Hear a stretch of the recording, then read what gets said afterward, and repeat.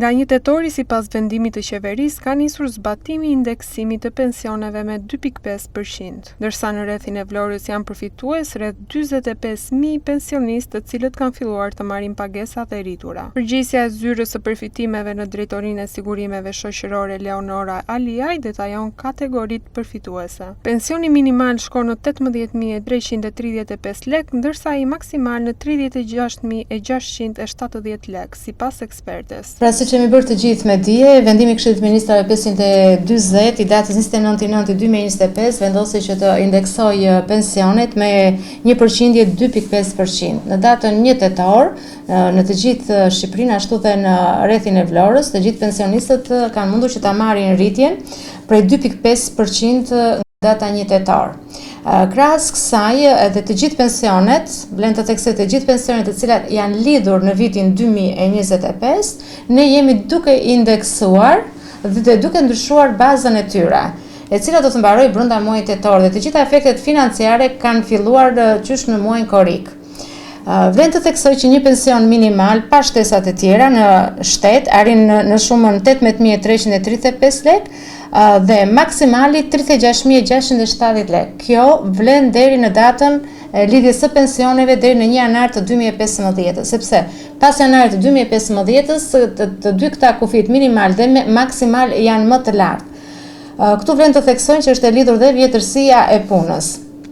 Pensionet e invalidit, ashtu dhe si pensionet e pleqërisë, kanë një minimum pothuajse të njëjtë.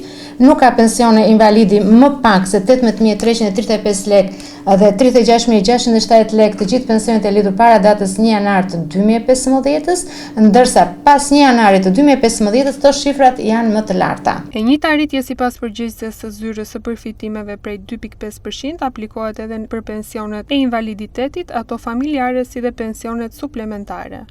Sipas dekretit 758 të vitit 91 u rritën me 2.5%, pensionet e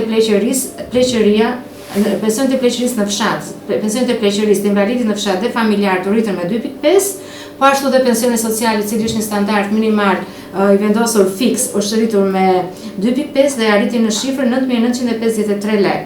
Po ashtu edhe pensionet suplementare, të cilët mbledhen në bazë të ligjit 10.142 të 2009, duke marrë ushtarakët, policët, qofshin pension të parakohshëm, qofshin të pension suplementar, u rritën me 2.5%.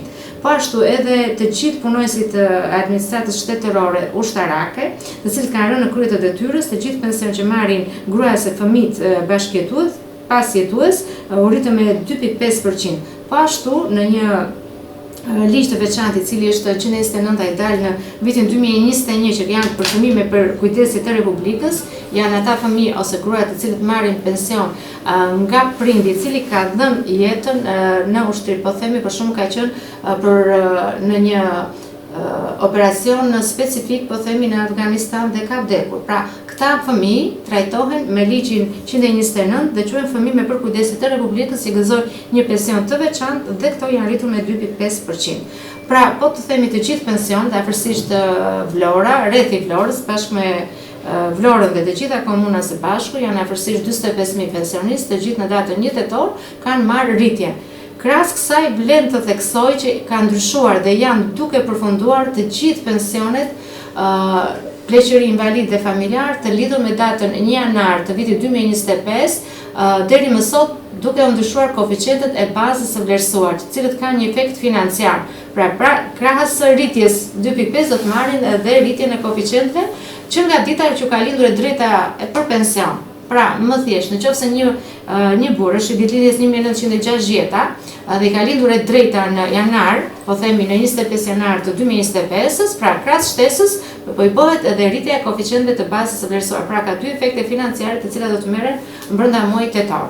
Indeksimi përfshin gjithashtu ushtarakët, punonjësit e administratës shtetërore që kanë humbur jetën në krye të detyrës, si dhe fëmijët nën përkujdesje të Republikës. Ky ndryshim, sipas institucioneve përgjegjëse, synon të lehtësojë barën ekonomike të pensionistëve përballë rritjes së kostos së jetesës, megjithse shuma mbetet modeste në raport me nevojat e tyre reale.